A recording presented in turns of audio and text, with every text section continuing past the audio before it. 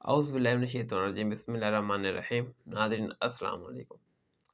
آج ہم پارا 3 کے خلاصے کو رکوع بہ رکوع ڈسکس کریں گے، اس کو بیان کریں گے۔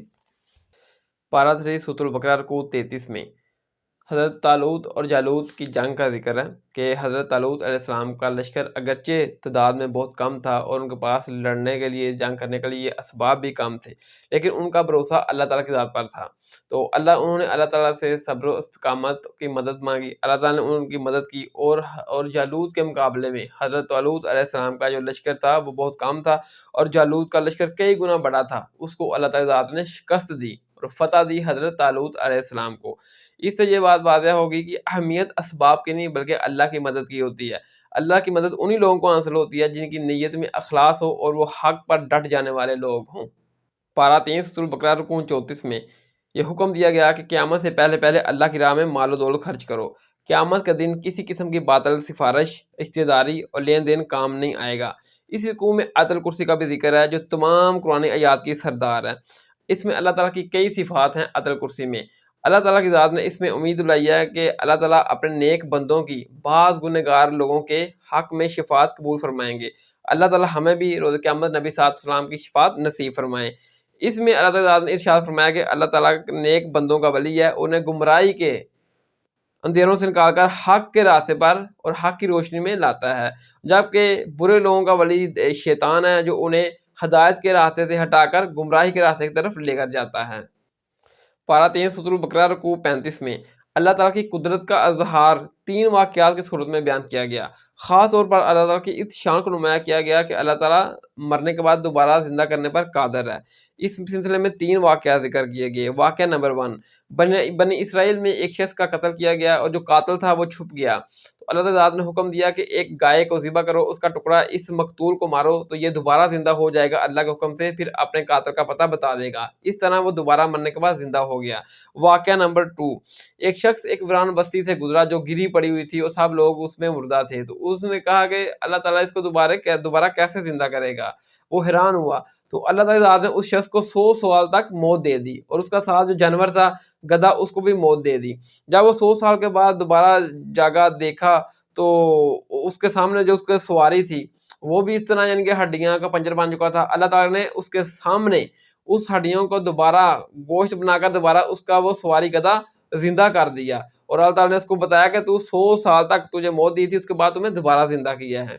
واقعہ نمبر 3، حضرت ابراہیم علیہ السلام نے 4 پرندوں کو ذبح کیا اور انہیں مرنے کے بعد ایک پہاڑی کے اوپر رکھ دیا، پھر اللہ کے حکم کے ذریعے ان کو آواز دی اور وہ دوبارہ زندہ ہو کر اللہ کے حکم سے حضرت ابراہیم کی طرف چل آئے۔ ان 3 واقعات میں اللہ تعالیٰ کی یہ شان اور صفات کا بیان کیا گیا ہے کہ اللہ تعالیٰ مرنے کے بعد دوبارہ زندہ کرنے پر قادر ہے، جیسے ان 3 واقعات میں اللہ تعالیٰ نے ان کو مرنے کے بعد دوبارہ زندہ کیا۔ پارا 3 سورۃ البقرہ رکوع 36 میں حکم دیا گیا کہ اللہ کی راہ میں مال و دولت خلوص کے ساتھ خرچ کرو۔ دکھاوا کرنا، صدقہ دے کر احسان کو جتلانا یا تانا دینا یہ صدقات کو ضائع کرتا ہے۔ جو لوگ خلوص کے ساتھ اللہ کی راہ میں خرچ کرتے ہیں، اللہ تعالیٰ روز قیامت ان کو 700 گنا اجر عطا فرمائیں گے، جس کے لیے چاہیں گے تو 700 گنا سے بھی زیادہ اجر کو بڑھا دیں گے۔ اللہ تعالیٰ ہمیں اپنی راہ میں خلوص کے ساتھ مال و دولت خرچ کرنے کی توفیق عطا فرمائے، اور ہمیں اپنے خرچ کیے ہوئے مال و دولت کی حفاظت کرنے کی توفیق عطا فرمائے، آمین۔ پارا 3 سورۃ البقرہ رکوع 37 میں ہدایت دی گئی کہ اللہ کی راہ میں اچھا اور پاکیزہ مال خرچ کرو، جو مال تمہیں پسند ہو وہی مال اللہ کی راہ میں خرچ کرو۔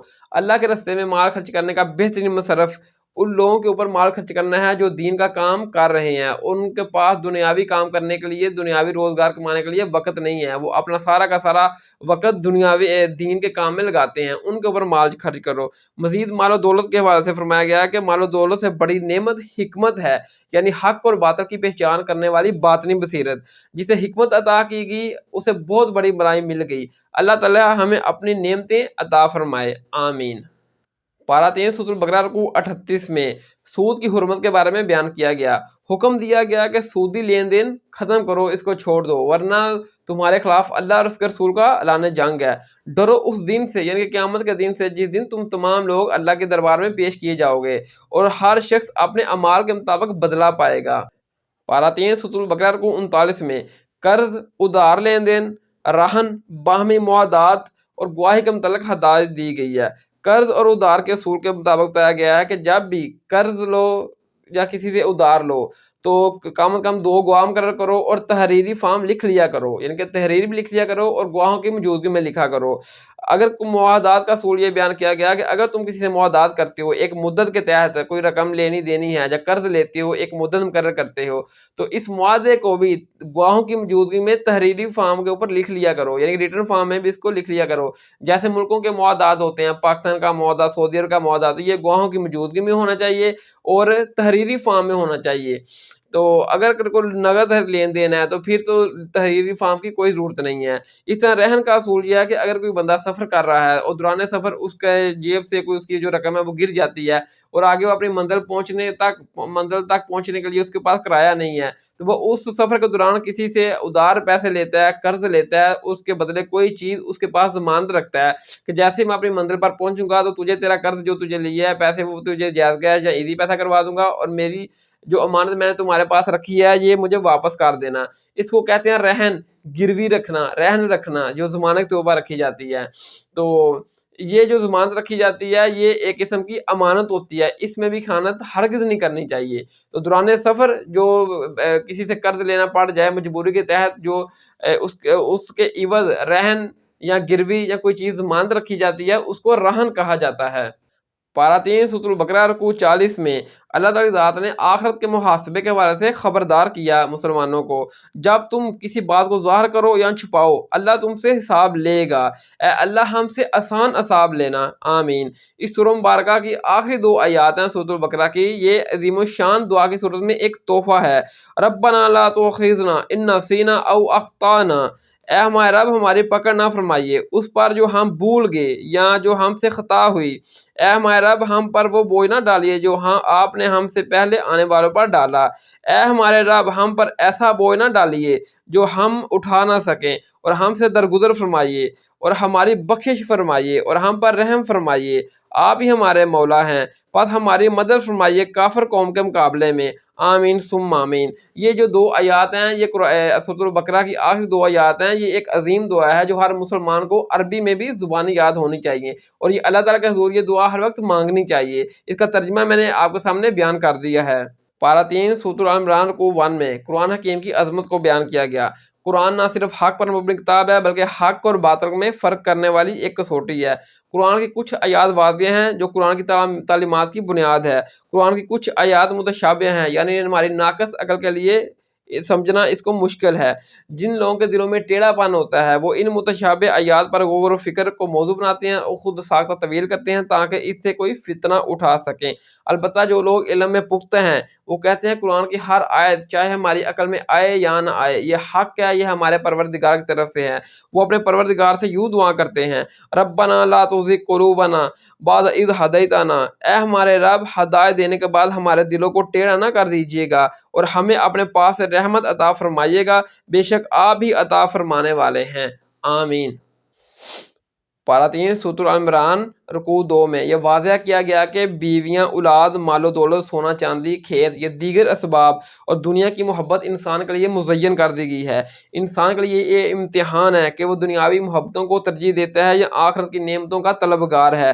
دنیاوی نعمتیں جو ہیں وہ وقتی ہیں اور گھٹیا ہے، جبکہ آخرت کی نعمتیں ابدی ہیں اور اعلیٰ ہے۔ آخرت کی نعمتیں اسی متقی انسان کو ملیں گی جو اللہ سے ڈرے، اللہ کی بندگی کرے اور سحری کے وقت یعنی کہ نماز تہجد کے وقت اللہ تعالیٰ سے بخشش مانگے۔ اس رکوع میں یہ بھی اللہ تعالیٰ نے اعلان کیا کہ اللہ تعالیٰ کے حضور اسلام ہی دین حق ہے، جو ایک زندگی جو انسان کی زندگی کے انفرادی اجتماعی تمام معاملات پر ہدایت دیتا ہے۔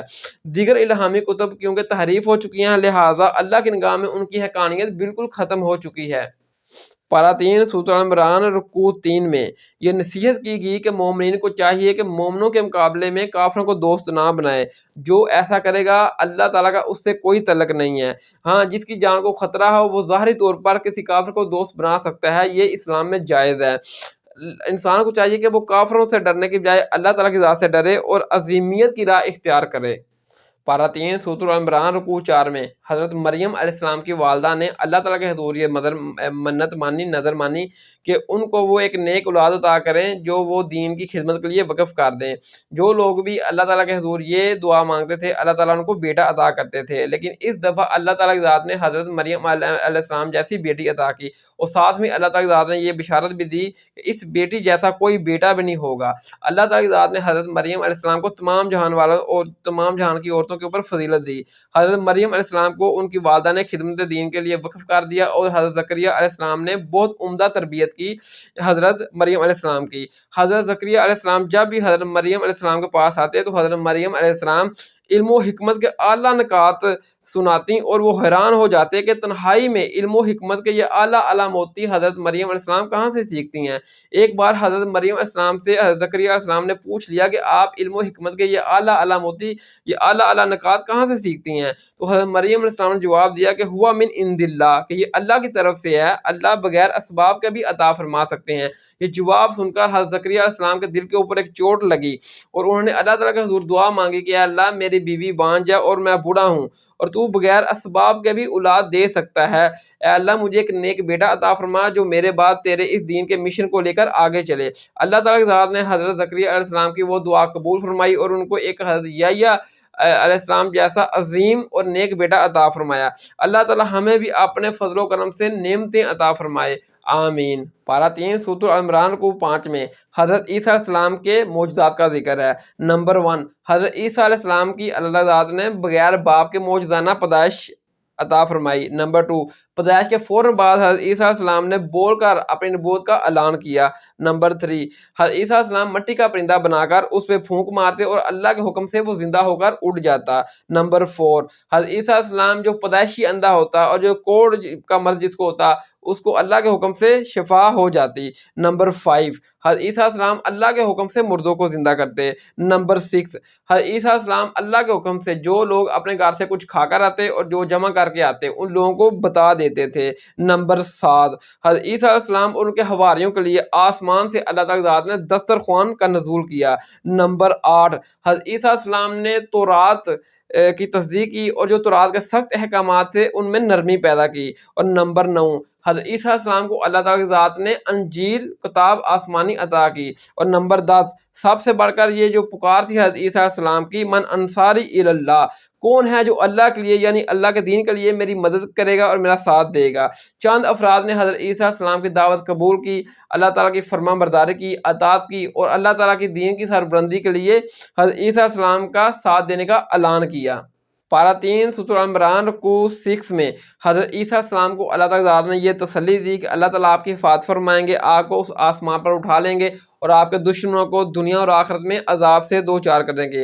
तारीखी वाक़या कुछ यूँ है कि हज़रत ईसा अलैहिस्सलाम को जब फांसी का हुक्म दिया गया, आपको फांसी के फंदे के करीब लाया गया और उन सिपाहियों में से अल्लाह ताला की ज़ात ने हज़रत ईसा अलैहिस्सलाम को ज़िंदा आसमान पर उठा लिया और हज़रत ईसा अलैहिस्सलाम का एक हम शक्ल उन सिपाहियों में बना दिया अल्लाह ताला की ज़ात ने अपनी कुदरत से।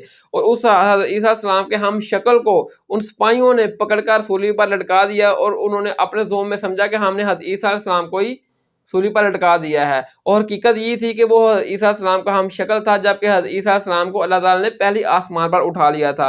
अब वो दोबारा कुर्बे क़यामत हज़रत ईसा अलैहिस्सलाम तशरीफ़ लाएंगे और दज्जाल को कत्ल करेंगे, सलीब को तोड़ देंगे, खंजीर को कत्ल करेंगे, जज़िया ख़त्म कर देंगे और उम्मत मुहम्मदिया सल्लल्लाहु अलैहि वसल्लम की शरीयत के मुताबिक फ़ैसला करेंगे।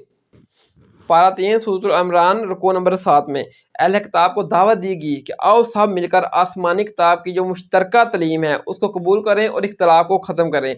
आसमानी किताबों की तौरात, ज़बूर, इंजील, कुरान मजीद, फुरक़ान हमीद की जो मुश्तरका तलीम है वो ये है कि अल्लाह के साथ किसी किस्म का शिरक ना करो और अल्लाह ताला के हर हुक्म के सामने सर खम तस्लीम कर दो।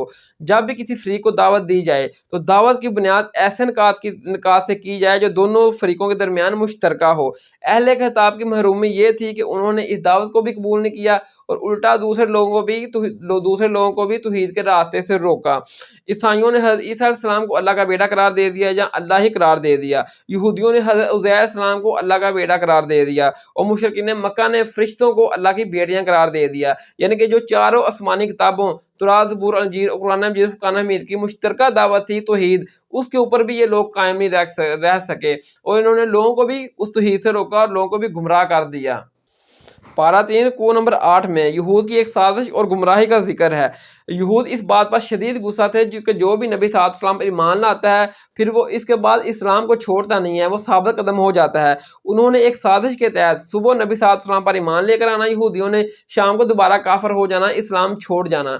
उन्होंने सोचा कि इससे इस्लाम की साख मुतासर होगी और लोगों के दिलों में शक व शुबहात पैदा होगा। अगर ये दीन इस्लाम वाकई सच्चा होता तो सुबह को जो लोग इस्लाम कबूल करते हैं, शाम को वो लोग इस्लाम क्यों छोड़ जाते हैं, क्यों दोबारा काफिर हो जाते हैं। इसी तरह इसी रुकू में यहूद की एक और बहुत बड़ी गुमराही का जिक्र है। यहूद का ये दावा था कि यहूद गैर यहूदी के साथ जितनी मर्जी ज्यादती करें, रोज़े क़यामत अल्लाह ताला उनको सजा नहीं देंगे। शरीयत पर अमल सिर्फ यहूद और यहूद के दरमियान ही होगा, गैर यहूदी के लिए शरीयत पर कोई अमल नहीं किया जाएगा। अल्लाह ताला ने यहूद के इस दावे को झूठा करार दिया और इनको दर्दनाक अजाब की वईद सुनाई। अल्लाह ताला का ज़ाब्ता है कि जो भी ईमान लेकर आएगा, तक़वे की रवश इख्तियार करेगा, अल्लाह ताला उसे नवाजेगा, चाहे वो किसी भी नस्ल का होगा, किसी भी रंग का होगा। पारा 3 सूरह अल इमरान रुकू 9 में अंबिया कराम से लिए गए एक अहद का जिक्र है। तमाम अंबिया कराम से अल्लाह ताला ज़ात ने एक अहद लिया था कि अगर तुम्हारी मौजूदगी में मेरे आखिरी नबी अलैहिस्सलाम तशरीफ़ लाएं तो उन पर ईमान लाना और उनका साथ देना। तमाम अंबिया कराम ने अहद किया और इकरार किया कि हम ऐसा ही करेंगे। अब जो लोग उन अंबिया कराम के नाम ले हुए हैं, उन पर लाजिम है कि वो अपने अंबिया कराम के अहद की पाबंदी करें। यहूदी है या ईसाई हैं, वो अपने अंबिया कराम के अहद की पाबंदी करें और नबी सल्लल्लाहु अलैहि वसल्लम यानी हज़रत मोहम्मद सल्लल्लाहु अलैहि वसल्लम जो आखिरी नबी हैं उन पर ईमान लेकर आएँ, उनका दीन इस्लाम कबूल करें। इस रुकू में खबरदार किया गया कि दीन इस्लाम को जो कबूल नहीं करेगा, अल्लाह ताला उस शख्स की ये रवश हरगिज़ कबूल नहीं करेगा। ऐसे लोगों को अल्लाह ताला दुनिया और आखिरत में उन पर लानत करेगा और उनको दर्दनाक अजाब देगा। हाँ, जो लोग अल्लाह ताला के हुज़ूर दोबारा तौबा कर लें, नबी सल्लल्लाहु अलैहि वसल्लम पर ईमान लाएँ, इस्लाम को एज़ अ दीन कबूल कर लें, अल्लाह ऐसे लोगों को बख्शने वाला मेहरबान है।